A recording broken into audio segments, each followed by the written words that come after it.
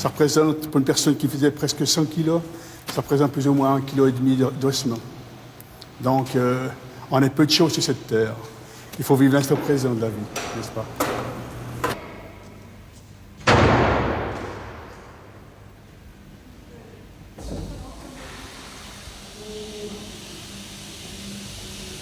Votre métier, il s'appelle comment?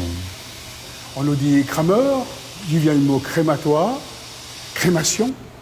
C'est un dialecte, un patois.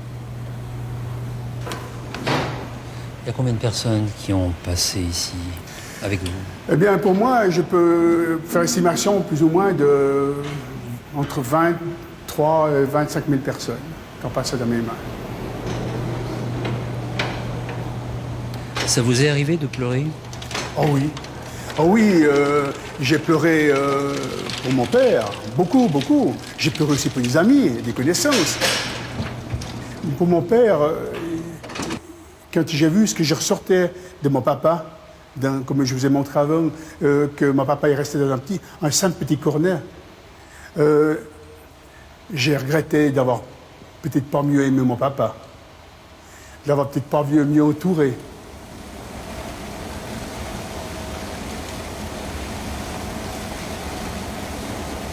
J'ai eu l'émotion même, parce que j'ai dit, ben voilà, maintenant, pendant des années, on s'est fait de la peine, du mal, comme ça arrive à toutes les familles.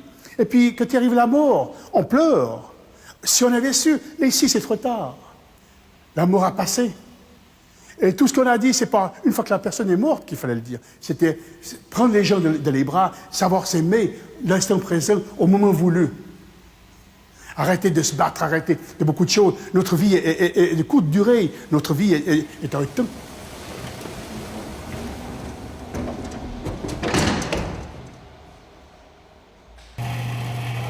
Avant d'introduire un cercueil dans le feu, dans le four, nous soulevons toujours le couvercle du cercueil pour dire un dernier adieu à cette personne.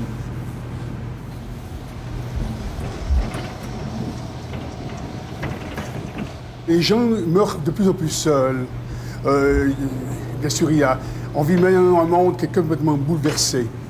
Et la société s'abandonne de plus en plus. Alors, bien souvent, il y a des gens qui sont abandonnés par leur famille et puis on doit les prendre, nous, en charge, on remplace la famille, on les accompagne à la mort. Et on pourrait dire presque qu'on les charge d'âme. On ne met jamais un corps à l'intérieur tant que les cendres de la personne d'avant sont encore dans le four.